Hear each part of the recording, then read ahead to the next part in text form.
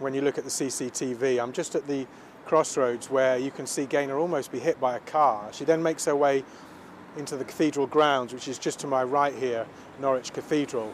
And there's about a half an hour window where there is no CCTV footage of her. Police are saying there is a high probability that Gaynor Lord went into the River Wensum. She'd been missing since last Friday afternoon. Talk TV's reporter Nick Ellaby is there. Nick, good morning.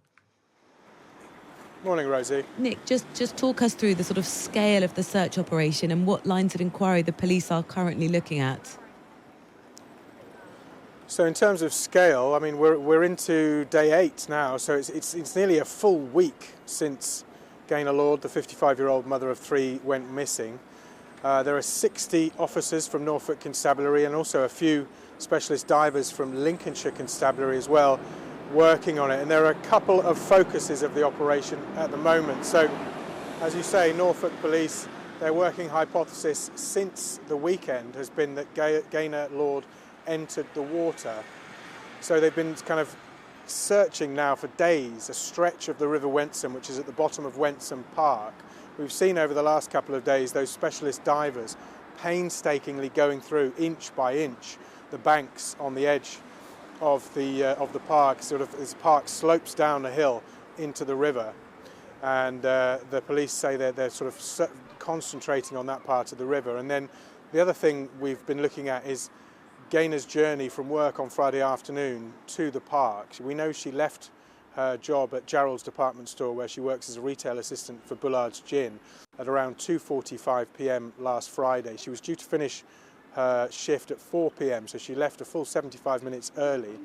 The police do say they have indications as to why she went missing. Whether that means they have some info from her colleagues as to why she left work early, or her mobile phone records, they're not telling us yet. But we know that Gaynor made her way through Norwich city centre in quite a rush when you look at the CCTV. I'm just at the crossroads where you can see Gaynor almost be hit by a car. She then makes her way into the cathedral grounds, which is just to my right here, Norwich Cathedral.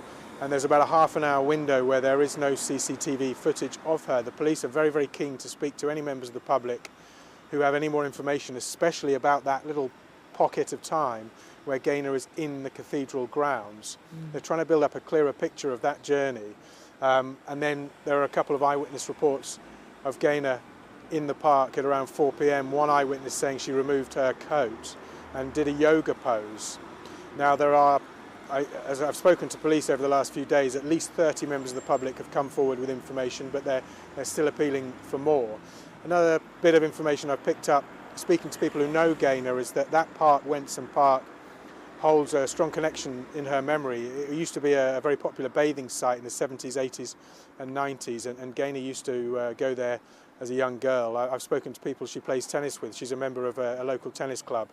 And everyone I'm speaking to says she was very bubbly, very friendly, very attractive woman who people liked, and everyone very concerned and say her behaviour is out of character. And the police also say her behaviour is out of character as well. So the police currently going through all this CCTV footage from the city centre. There are hours and hours of it, and also her mobile phone, because they picked up her handbag in the park last Friday. They're not telling us anything about those mobile phone records, but they do say they're fairly confident Gaynor did not meet physically any other person on that journey that she made to the park, and their working hypothesis is that she entered the water. And this is still a missing persons inquiry, Rosie, 7 days on. Nick Ellaby, thank you so much. Talk TV's reporter live in Norwich, bringing us the latest.